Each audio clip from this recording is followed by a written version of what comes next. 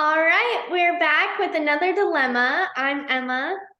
And I'm Brian Burr. Burns. And today we are talking about gaining access, right? Yeah, gaining access for what? For contact.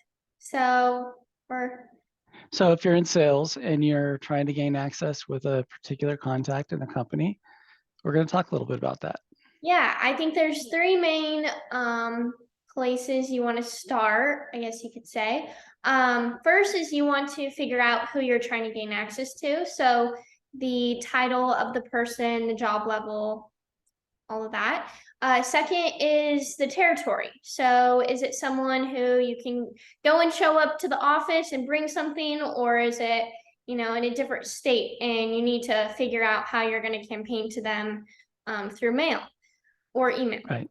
And then the third is the size of employees, because this is going to determine how hard it is to gain access to them. Normally, with more employees, there's more gatekeepers, and it's more difficult to reach someone.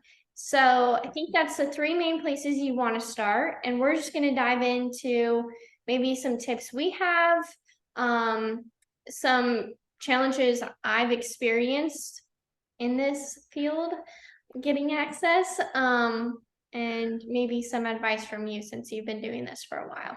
So let's just clarify a couple items. One is, what is a gatekeeper? Yeah, so a gatekeeper is someone that it's like the desk receptionist or even a assistant to the person. So normally they'll pick up and they'll say, this is so and so, and it's going to be a different name than who you're calling.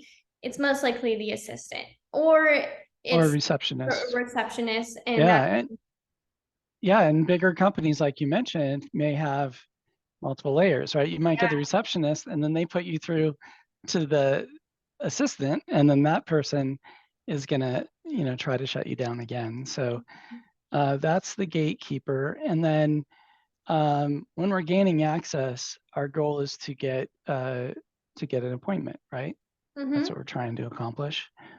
Um, and I think that when we're talking about the types of people, the types of contacts, my experience has been with working with gaining access to the CEO, the CFO, the Yeah, CHRO. They call this the C-suite, right? So those, or you know, the C-level. COO, Chief Operating Officer, Chief Financial Officer, Chief Technology Officer. It's a lot easier to start there and work your way down, because you may get to them and they say, you know what, I don't really handle that these days. I have this person that does it.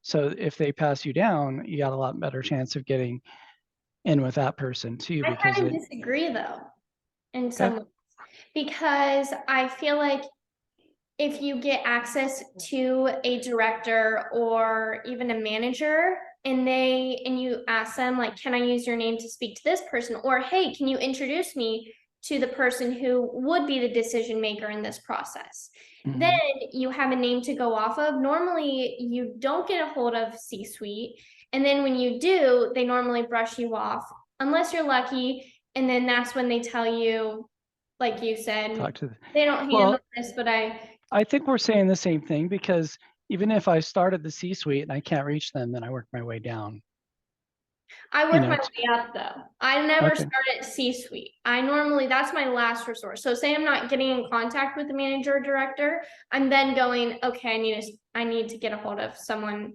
higher than them. Mhm. So I think there's two different tactics to it. Sure. Yeah, you can take different approaches, and really any contact it can be good. You can leverage somebody that is friendly towards you, and that you kind of gain rapport with for different reasons, right? You can use them as a coach to help you navigate, like you mentioned, introducing you to somebody, Mhm. um, providing you with phone extensions, or cell Yeah. phone numbers, or whatever that might be, to help you. Hey, this person isn't here on Tuesdays. He only comes in on these days. And that kind of information can be really critical. So I agree that any contact can be good.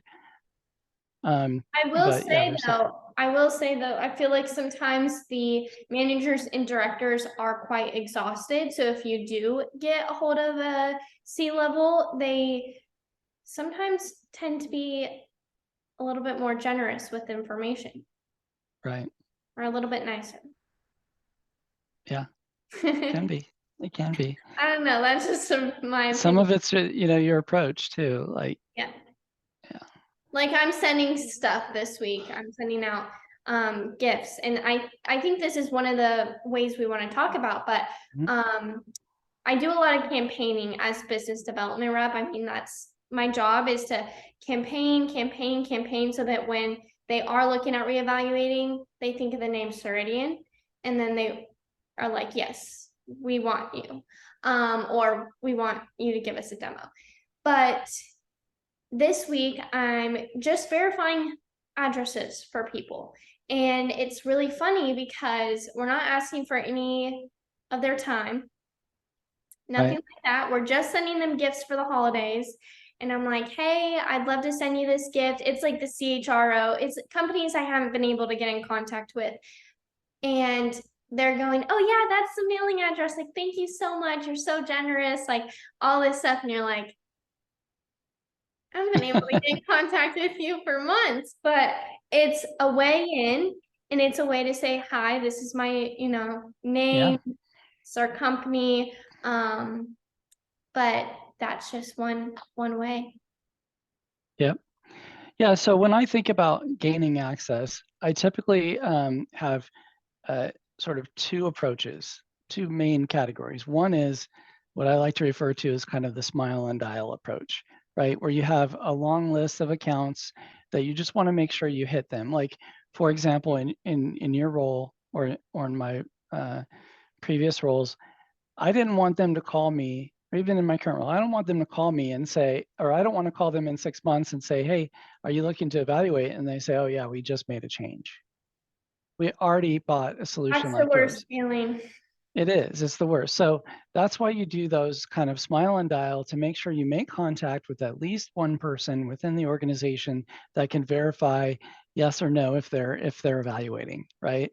So those are important to do, but those are typically you're putting less, you're putting less work into it, like the profiling and researching the contacts, researching the company, all that is just simply smiling and dialing and having a very basic talk track to go off of, right? Because Yeah. you want to get through a lot of them in a short amount of time. And then the other approach is to pick 5 or 10 accounts that you're looking to gain access to, more of your strategic ones, the ones that you think are the best opportunities, maybe your largest accounts, whatever that might be. You spend good amount of time profiling them, making sure you have the right contacts, the right information, you understand what they do, you know a little bit about the contacts, you maybe even connect with them on LinkedIn, and you've got some research done, right? And then you do more of a multi-touch campaign. That's what I like to refer to it as. Anywhere from 3 to 10 touches, because they say it takes an average of 7 to 10 touches, meaning Are you an doing email, a phone this call. over a few months, a year? How many times are you doing it? No, short amount of time, like within a week or 2 weeks. You want to do multiple touches within that short time so that in fact, one of the touches I like to use is I'll call them after hours on a Friday when I know they've already gone home for the day. And this requires you to stay late, right?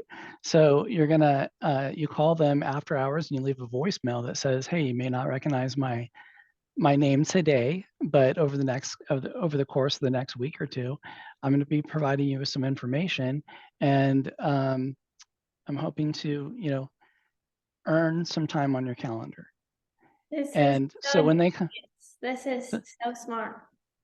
come in on Monday, you're the first voicemail they hear, and that's all it says, and they're kind of wondering about it now, right? They're kind of curious. And then as you start your week and you make your phone calls and your emails and send out your marketing materials, then you're starting to hopefully pique their interest and earn that time on their calendar.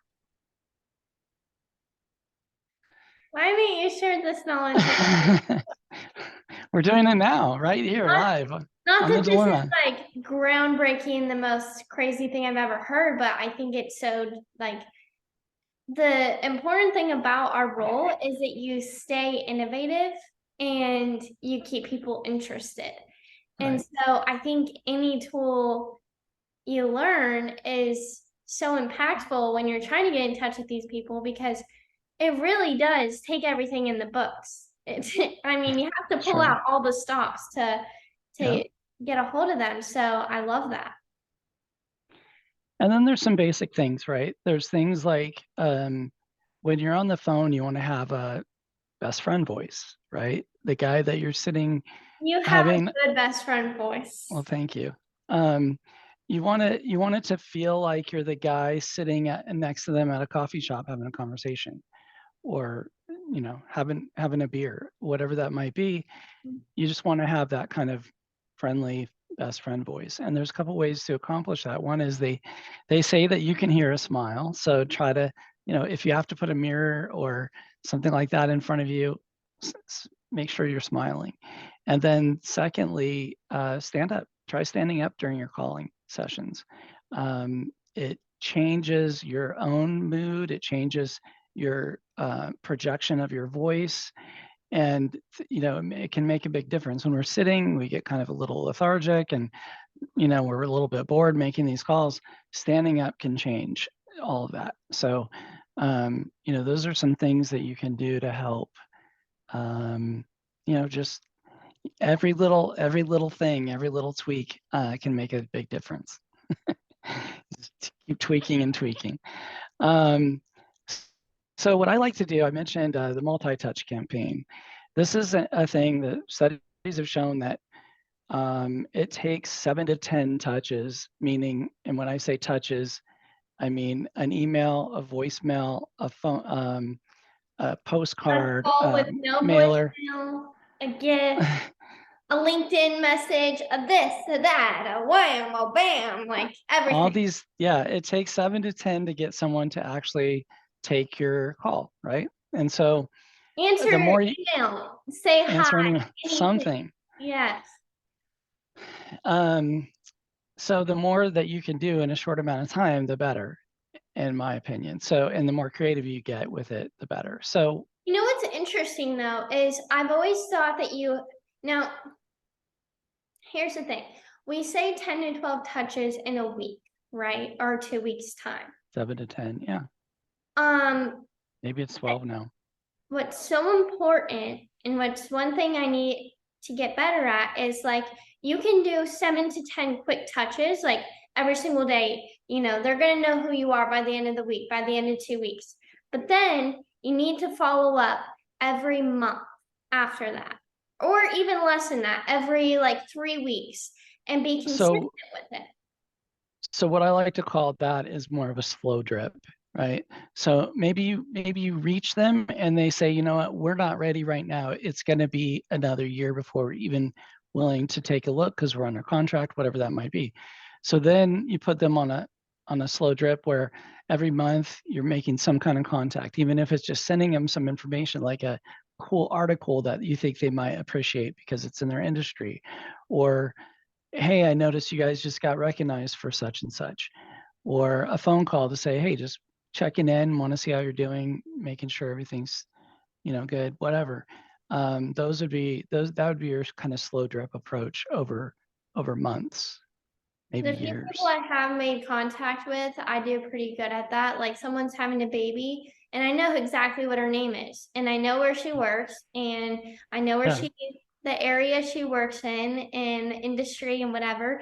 And every month I'm just like, hey, like, I hope you're doing well. I know you're on maternity leave, enjoying your time with your new baby, like wishing you the Yeah. best. And it keeps it personal, it keeps it real.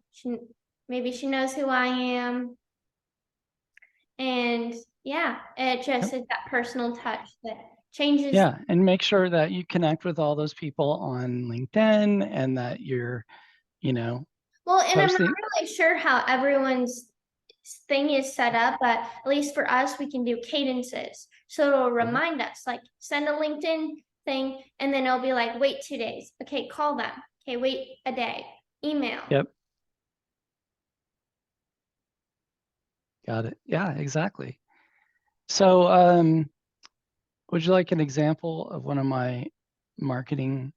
Your famous marketing. I don't need it, but let's give it to the people because To the people, for the I'm well people. aware of this tactic and how beneficial it is. So let's show them. Okay. Okay, so as one of my multi-touch campaigns, I've done a ton of different things, but I try to be creative with it. For this particular one that people seem to like, it's been effective. It also is a bit time consuming, so you can only do it with a few, a handful of accounts. So with this Do one, it as the last touch for your top accounts that you want to get access to, or ones in pipeline. a last effort, right? So this one would start with that voicemail we talked about, and then I would send them as rubber ducks. And I don't know if you realize this, but you can buy all kinds of different ducks on orientaltradingcompany.com. Not to plug for them, but that's where I get them. And They made you everything, money. yeah, exactly. Everything from a police duck to a pirate duck to a horse duck, they have them all. And so I'll give You you know what's just a funny? This is just a side note really mhm, fast. go But ahead. when I first started my job at Ceridian, Liz, who I work with, she has her desk lined with ducks. And I just started busting up laughing when I got into the office because I was like, Liz, why do you have so many ducks on your desk? And it just instantly made me think of this. Like, she has a Star Wars one. I made her an intern duck. Like, That's nice. I like it. anyways, go ahead. So to give you an idea, what I would do is I'm going to share my screen with you. Is I would send a pirate duck, for example, and I would have a little postcard with it that said, "Are your employees stealing from you?" And it's kind of a provocative statement, right? Well, in your industry, what I used to do, selling timekeeping solutions, a lot of employees are buddy punching for each other. They go in and they one arrives before the other, so they punch in for each other, and then they're stealing 15, 20, 30 minutes, whatever that might be. It's technically time theft. And Ceridian, for example, and UKG and ADP, they all have solutions to help prevent buddy punching, right? Well, and not even that is because we're working virtually, no one's monitoring when you're away from your desk. So this could be really crucial for people who are, There's you a lot of different ways, right, to help know, prevent the time theft or whatever, in whatever form that takes. yeah. But it gets them thinking, and I put just a little blurb in there about that to pique their interest. And then I might send police duck and say, are you have you had the auditors knocking on your door, recently? And talk a little bit about how we can help them stay compliant with the latest labor laws. And it's just a simple, very brief postcard, and it has my name again on it. It has my contact information, and I'll do a total of 5 ducks. And then the last duck is a horse duck, and it says, the note would say something like, "Let's stop horsing around. Let's schedule some time to get together so I can help you get your ducks in a row." Yep. And what's interesting, what I found is that because it's kind of a, I've let them know ahead of time that I'm going to be doing it. With each one of these, I'm sending an email following it saying, "Hey, I hope you got the duck, and looking forward, you'll be sending, at the bottom of it, and at the bottom of my email, I say, more to come, more to come." So they're like, "Oh gosh, there's going to be another one." And by the time I actually call them, and I don't call them this whole time until the very end, after they've received all 5 ducks and emails and postcards and all that. And then I call and I say, when I finally get a hold of that gatekeeper, the receptionist or the assistant, they're usually like they know about my ducks. They, they're laughing because they realize, oh, you're the duck guy. And they usually, somebody has them all lined up on their desk. And so it's kind of a fun thing for them as well. And whether or not they're open to a meeting, they're usually open to at least taking the call from me. So, I can find out, okay, this isn't the right timing, but I've piqued your interest enough to know that, hey, we're the people you'll call first. But typically it does, I've had a very high percentage of success with it. So whether that, of at least getting that first appointment. Think So, about it like this, is like, we're all human and we all have very similar tendencies. So mhm, just like our 5 love languages, which is like touch, words of affirmation, gifts of giving, quality time, and physical touch. Think about that. And although you can't, you can, maybe give someone a hug when you see them or shake their hand. You can give them the gifts. You yeah, can give them the words of affirmation that you're going to provide the needs that they want. You can yeah, give them quality time by every time they're on the phone, the attention, all of that. And this is all part of the nurturing process. And although it seems extreme, like you're not dating this person, but you kind of are, because you're trying to get their attention. You're trying to keep them in. you're developing a rapport or Yeah. relationship with them, right? And it's not Yes. that type of relationship, but it's a relationship, and in many cases, these last years, and that person then becomes your reference for you down the road and that kind of thing. So Yeah. it's It's really it, special what you can build with people. It just takes yeah, time because, even you used to talk to someone and he was like, um, big on the ladder, C-suite for sure. And you're like, yeah, just text him. He'll know who I am. You're a rep. You are selling something to him that he's going to have to pay for. But yet he was so invested in your life and how you're doing. It's like, yeah, it's so cool to see, but that's where we want to get to. So we're using right, all these tools so that hopefully we can build that rapport and yeah. And invest. I would say a couple things about this. One is, you don't have to reinvent the wheel. I didn't make this one up. I definitely owned it and made it my own and tweaked it, and made it more, I thought, maybe made it a little bit better than it was before.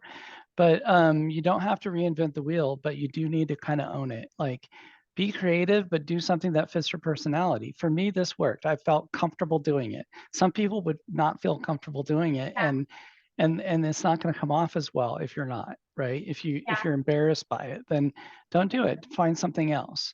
And I think you and I were talking earlier about another one that I did a long time ago. And I just went to the dollar store and I bought these little trash cans with the swivel lid, and they were $1. And I would take my brochures and put them all in there, just some key brochures for that particular company, along with my business card and stuff. And then I'd write a note on the top of it that said, hey, we all know where these things end up. So I'm already making you more efficient by throwing away my own brochures.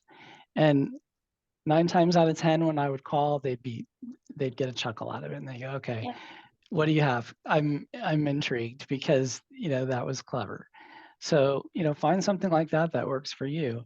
Um, Another one is, do you don't sweat the end of month challenges or something like that. And we sent them these little fans that you could hold and it spins around, and we got them customized. So it actually said our company name as it was spinning. You could see it light up in the fan itself. I don't know how they do this, but they were like $5 or something. They were pretty inexpensive, but it was something creative. It gets hot in California where I was prospecting, and people actually had them on their desk when we stopped in, when I did get those appointments in person. And so those things can make a difference. And if nothing else, it piques somebody's interest.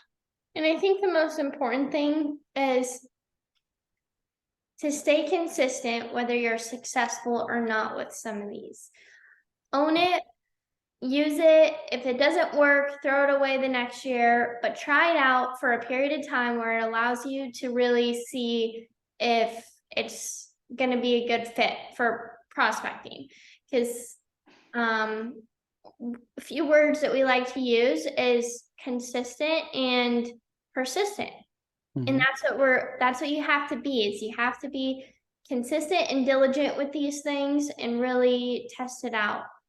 Yep, absolutely. Just like any thing else in life, if you're not going to see any reward or return on these things if you're not practicing it on the regular, if you're not building that routine. Exactly. I'm giving myself advice here, sorry. I know, it's funny because when you talk about this stuff, when I talk about it, it reinvigorates me. It makes me want to go, do another campaign or come up with something new. Yeah. And we're But not, and this isn't to say we know that everything that's right and wrong to do. We actually, like I said, learn from each other on these like podcasts all the time. Like I'm constantly soaking up information from you that I thought I knew everything about you and what you did in sales and that, but I don't, and I love it. But it's our favorite thing is to collaborate. And so that's what we like to share is tools and tips, yep, because we're all just trying to be the best at what we're doing. And yep. that's what this podcast is, to talk about dilemmas and how to overcome them. Yeah, exactly. So when you're thinking about once you've done all these things and you're going to make your phone calls, what are some ways to get past that gatekeeper? What are some things that you do that helps you get past that person? Well, first off, always answer with a super kind voice, because their day could look a lot different than yours. Yeah, And then you can always start it off. I always like say, "Hey, how's your day going?" Like if I know it's not the person I'm going to be talking to, and they're like, "Good, what can I help you with?" I'm trying to get a hold of this person, and know who the name is, know their title, know all that stuff. Because when you get a hold of a gatekeeper, they're not going to want to be wasting their time and energy on searching this person up and whatever. So know what department they're in, know their title, and know exactly what you're trying to get in contact with them for. And if you're trying to get 10 minutes on your calendar, do not say that. Say that you're following up via an email you sent, and or an event that they're invited to, you're confirming their reservation, whatever it is. And normally they'll send you through. that's great. Those are all good tips. Another thing I like to do is when they pick up, you just act as if you're a relative, a friend, somebody that they've worked with in the past. You have that kind of mindset in your head. And when they pick up, you say, "David, please." Hmm. And they're like, "Oh, just David so-and-so?" Yeah, or you say, "Yeah, David, please." David, and then you say the last name, David Smith. And then they're like, "Okay, let me put you through." It can work sometimes. And then if they say something like, "Is he expecting your call?" Instead of saying, "Well, I sent him an email," you simply say, I hope so. Oh, wow. Yeah, because you do hope so. You've tried to reach him through email and stuff like that, right? It's not a lie. And I'm not a big fan of I I'm not don't a know big who fan of you're talking lying. to. You must be talking to like vice presidents of the United States.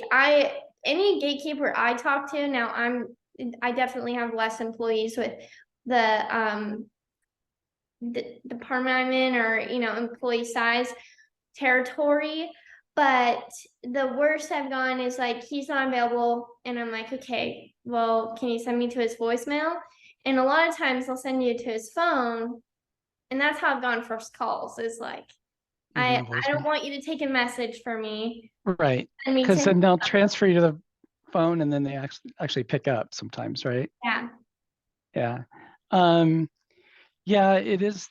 sometimes they'll ask you, what company are you from? Why are you is he expecting you? And just, have some things ready to say. And the other thing I was going to point out is don't just have one contact in mind, like know who some other contacts are. Yes, Cause this sometimes they'll is say, you know so what, important. he doesn't work here anymore.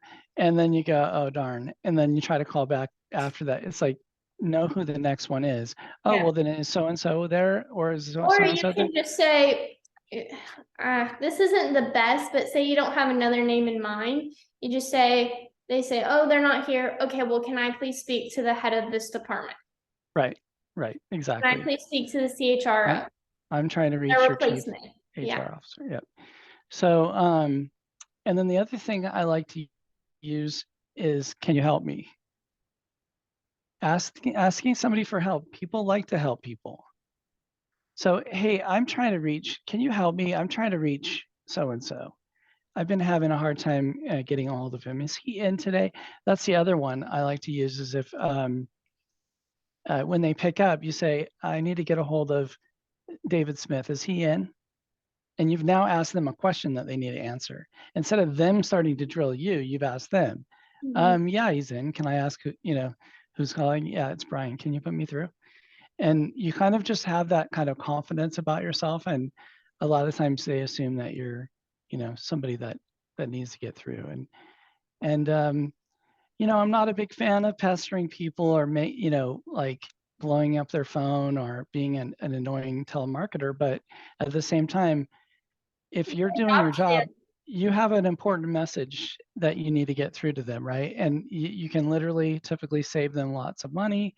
And if you can't, and it's not the right fit, then you need to be honest and real about that too, right? So that No, you I build think credibility. I honestly, truly think it's okay to be pestering because here's the thing.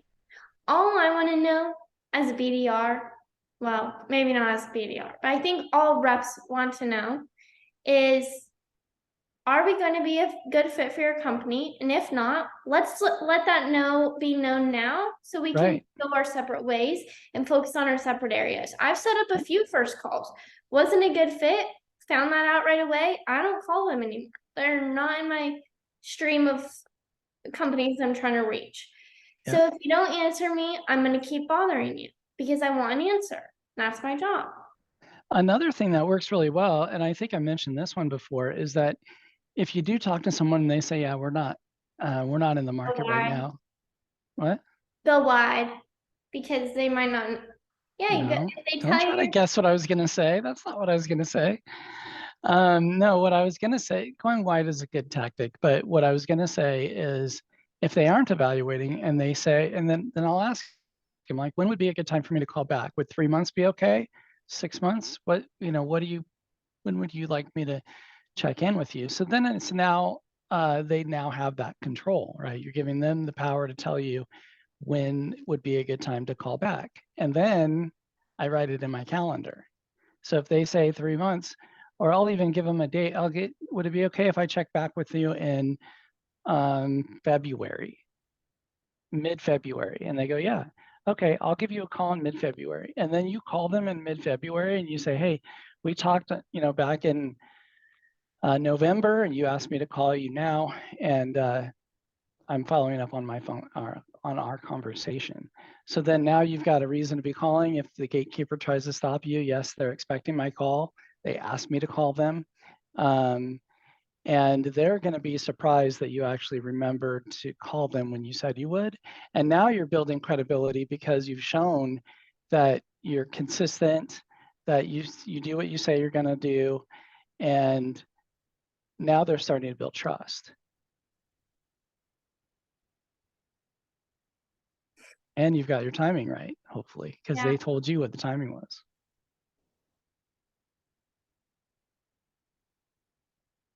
So, okay, here's an area that I've struggled with myself, and I'm looking for ideas. So if anyone has any ideas that watches this, please write in the comments some ideas for me, because one of the challenges today is with this new world that we're in after COVID, a lot of people started working from home and have continued to work from home.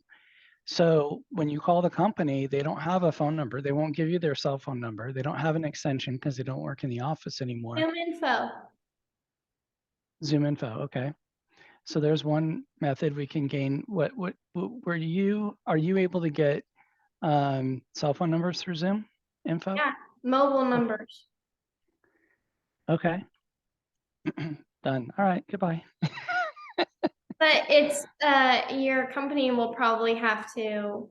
Yeah, we do. It's something that my BDR also has access to. So I will work What with my them. reps do, because some don't have access to Zoom info, they'll send me a company and be like, I need you to get phone numbers for me, and I'll plug them in.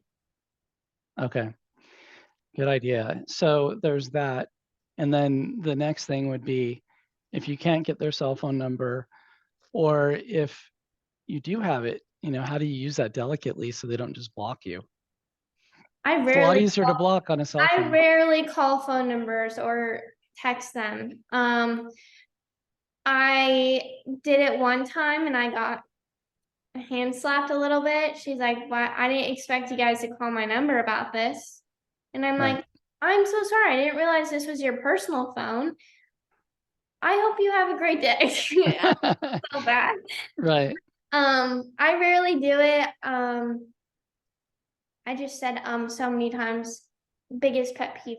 But I tried to be strategic with it. So say I've had contact with them, it'll be my last ditch effort. Like, hey, this is Emma from Ceridian. I just didn't want you to miss out on this. Didn't hear anything back.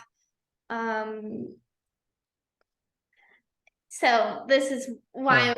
I'm messaging you today. But I usually start with a text message when it comes to cell phones and just say who I am and why I'm reaching out. And if they respond, that's a good thing. Even if they respond, you start with a text message. I do, because it's less threatening. Wow. Do you think I can do that? I don't know. You have to think about your own policies, but I don't see why not. If you have mobile numbers and you've tried all the other methods, then go to the Here's text the thing message. is mobile, for the most part, like mobile numbers are available to everyone. Like I give Urban Outfitters my mobile number. They text me all the time. hmm Hey, 40% off today. I'm like, deal, Right. sign me up. People are getting more and more used to it, right? Yeah, And that's true. so, but I try to keep that message very brief and to the point, like, hey, this is Brian from Magnet, and I'm trying to reach you regarding an upcoming event. So you don't call them, it's more of a text message. I start with a text. Yep. That's Because actually really smart. I don't prefer if I get a text message from somebody, I'm less threatened, like personally, I will respond to them typically and just say, you know what, I'm not interested, or hey, call me at such and such time. But if I get a phone call from somebody while I'm working or whatever, and I don't expect their call, I'm usually pretty quick to get them off the phone. So Yeah, you are. I'm thinking about myself. I'm your own kid. You're like, sorry, can't talk right now. well, yeah, I mean, if you send me a text, I can at least let you You're know if I'm texting all the available. time, yeah. Um, so maybe you should send me just like a quick example of what you send to people. That would be awesome. Okay, I could do that. And I think we're gonna wrap up today's dilemma as well. All right, so what are we gonna close it with? What's your Do you favorite think? ride at Disneyland? Space Mountain, hands down.